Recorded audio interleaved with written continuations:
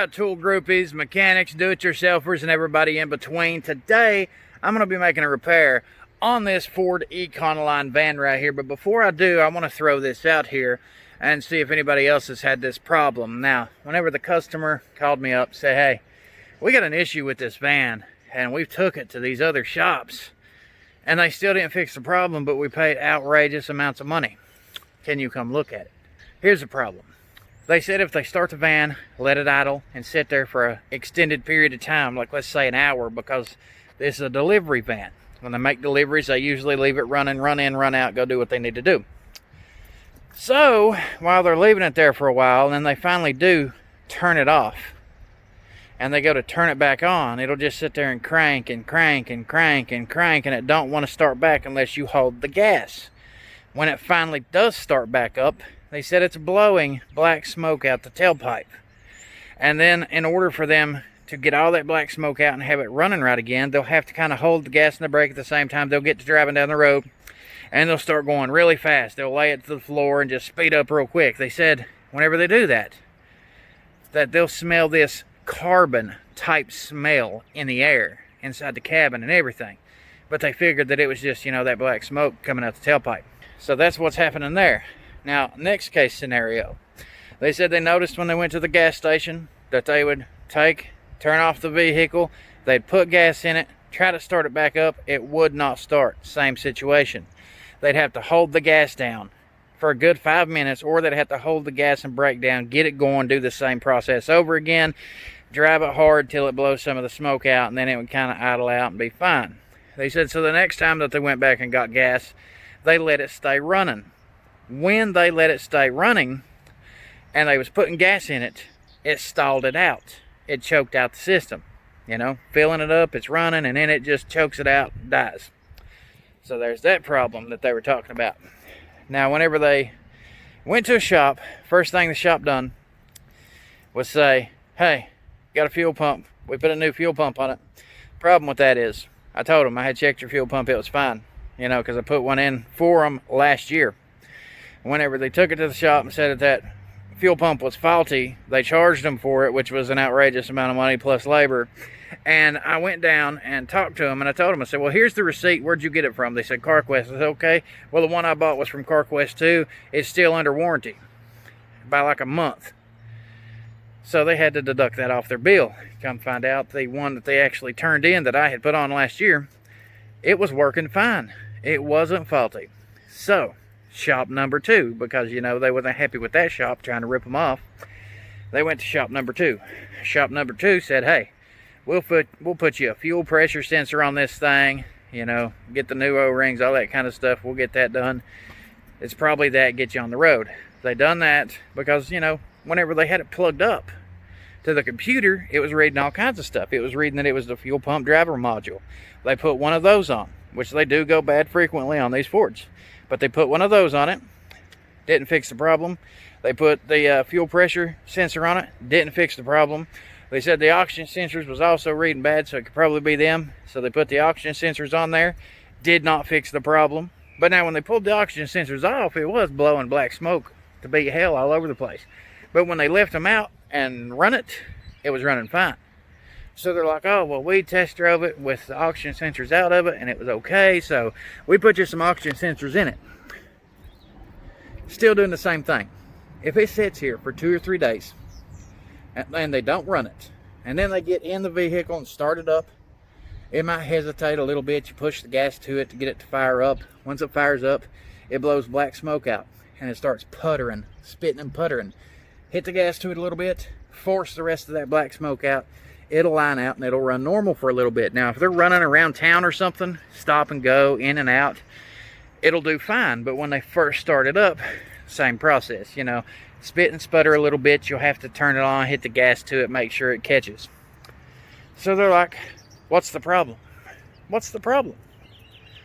You know, and this is electronic fuel injection. This isn't one, they don't have nowhere on this at all for you to put a fuel pressure gauge. It's not like the old ones. This is a Ford Econoline F-150 with the 4.6 liter in it, I believe. And, you know, in order to get a fuel pressure reading, usually I'll take the fuel filter off, go get another fuel filter because it's relatively inexpensive. I'll go ahead and tap the fuel filter, and I will put my fuel pressure gauge into it, and I'll run it into it because that's the simplest way to get on it, get to it, and see what kind of fuel the system's got. I'll either put it there or I'll put it right there, you know, where it connects at. But instead of having to go through all that process, because I don't think it's anything to do with that, but the carbons, all right, it's got a charcoal canister and all that kind of stuff in it too, you know, and it's supposed to evaporate, reburn, and all that kind of stuff. But I'm like, has anybody checked the purge valve? I don't think so. Did it pop up on the computer? I don't think they did, or they would have changed it. Why not put a purge valve on it? I mean, it's got a new fuel pressure sensor, new fuel pump, all that kind of stuff. My scenario in my head is thinking, if it's not burning it, then it's sitting there and it's letting it, you know, kind of condensate somewhere, which is creating the black smoke. Because usually the black smoke means that it's a little bit too rich or something like that. So I'm thinking to myself, is it the purge valve? And that's what we're getting ready to change on this thing. But what I want to know from everybody else is, have you run into these types of problems? And if you have, what was the problems that you run into and how did you fix it? Post in the comment section down below, because I am sure that there is a lot of people out here with this exact same kind of problem and isn't sure what in the hell it is. And it gets expensive whenever you got, I mean, fuel pressure sensor is like $130. Fuel pump driver module was another 50 bucks. The fuel pump itself, about $300. You know, you add all this stuff up on top of the oxygen sensors, you're looking at about $70 just for the front ones, and then another $70, $80 for the back ones. All this adds up, plus cost, labor, you know, the time. If you got a delivery van, your driver can't work, it's going to cost you a lot of money. So post in the comment section down below. Maybe somebody will get some useful information out of this as we change this purge valve. So if you open up the door here, we got it at the shop. This is the driver's side. You come into it, you're going to have to take your inside compartment right here out, and you go underneath it here, and here's your purge valve. Now this is different than you'll be used to if you've ever worked on an older Fords, you know, because older Fords have different style purge valves, a little bit easier to get to. This is what the purge valves look like, and where they're located at on some certain Ford F-150 trucks and a lot of these Econoline vans that's got this electronic fuel injection system. Here's what you're going to be looking at. Got these two lines right here, got these bolts up here, got to take off here, and then we'll exchange all this. So we're going to get our socket, we're going to get it on these two fasteners right here, and right here, and we're going to get them off here and pull this out here where we can reach it. They should be a 7/16 or 11 millimeter. Now if you do got a set of these pass-through sockets and ratchets and all that kind of stuff, I would recommend one that's got the flex head on it, because they work a hell of a lot better.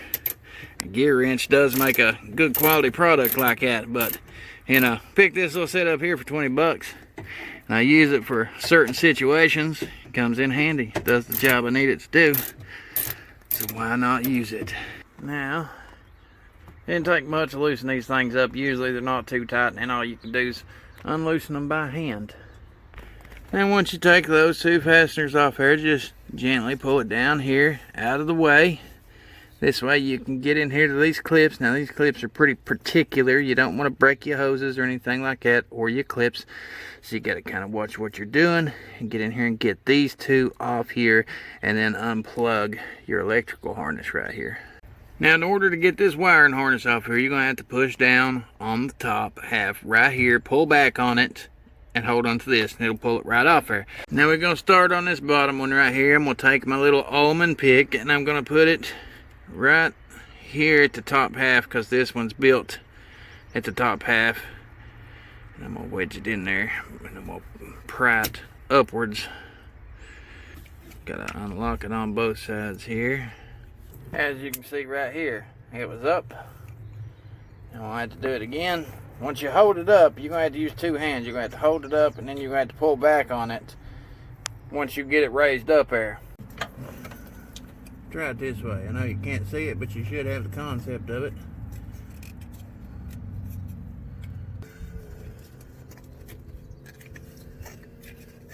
We got one off right here. Now we just got to get this second one. See the top one here, let me give you a good example. While I'm down here, this top one, you can see that it's got the horseshoe shape. Okay, you got the big one is the horseshoe shape, and it gives you room to get on top of that to pull it up. Now on this other one down here, the little one that's right here on top, these are flush, so you really can't get nothing in behind there to pull on this clip or anything like that. That's because this style's the kind that you push. So if you take yourself a flathead screwdriver and you push in right there, you should be able to pull it right out. Hopefully you got a little better light right here, but this way you all can kind of see it. You already know what the top side looks like.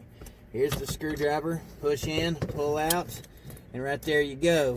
We'll get our new one out of the box. This one's the one that comes from CarQuest. As you can see here, these are not really identical because of the way this clip is on here. This is setting here to where you can mount it upright, and this one is mounted on top, but that's no big deal because these do slide off, really easy to change them. All you gotta do is push down on this little clip right here, and once you push down on it, you pull back on this outside piece and it comes right off here. So we're gonna flip it over, we're gonna slide it right back on until it locks it in place, and then we're gonna reinstall. Now before I put the hoses on there, I'm gonna go ahead and mount it up, go ahead and tighten up my fasteners. That way it makes it easier. It'll kind of hold it here while I reinstall these lines. You're gonna take your bottom clip right here, the big horseshoe, and you're gonna get it lined up nice and straight. Push it on, pull back on it, make sure that that little horseshoe is locked down and in place. Now that one's on there. You're gonna get your second one here, the one that you need the screwdriver for, goes on top. It's gonna be the same concept. Reach around here, you pull in on it. Now once that's on there, pull back on it, make sure that it's not gonna pop off there. And if it does slide off, keep sliding off, take your little pick, just kind of nudge it in between here, get you a little bit of a grip, and just barely nudge that little white lock ring right there, and it'll engage it, and then it won't come off here. And then plug your wiring harness back up. The last thing you do. Now that all that's plugged back up, we're gonna go ahead and fire it up. Started right up the first time. No problem. Now, of course, I've got to reassemble all the insides on this and everything, and then hand it back over to the customer. Now, I'm going to let him do what he does. He's going to drive it, work with it, all that kind of stuff in between, and I'm going to check back with him. If it does it first thing tomorrow, then we know that's not the problem. But we'll really know if it is the problem after he drives it for another week, 2 weeks, a month, goes and gets gas, fuel, you know, does the normal running back and forth on it. Afterwards, he gets back with me. I will let you know in the comments down below if the purge valve was the problem or not, which I believe it is. You can look into this. There's a lot of Fords that have the purge valve problem. But in this particular case, like I said, they went to these different shops, and these different shops had computers put on them and everything, and they never changed the purge valve. Now, why they did that, I can only speculate as to why, because as common of a problem as it is for Fords in general, for the purge valves to do this, it should have been a dead ringer giveaway that that is the potential problem without having to change everything else, because the old fuel pump driver module, they said, wasn't rusted, corroded, anything like that. Normally, that's what happens when them go out. And because this is a company, they always ask for their parts back just in case, you know, they can use them on something else. And I tell them, store them in your shop somewhere, you know, because they have different bins that they have stuff for the drivers. As long as it ain't no overwhelming amount of stuff, because if something's bad, you know, throw it away. If it's good, we can always reuse it. Strip down vehicles if you junk them, if you sell them, you know, things like that. Save money. And I just have a feeling that that's a good possibility as to what the problem is. But there's a wide range of different things that can happen on these vehicles that people have experience with. And if you're one of those people who has either fixed vehicles with this problem, or you've had vehicles with this problem, please comment down below, like I said, so everybody else will know what to look for on their vehicle and maybe help somebody else out. Otherwise, thanks for watching. You want to see tools in action, do-it-yourself, how-to videos, mobile mechanic repairs like this one today, then pop the clutch on that subscribe button and go over to Instagram and hit follow.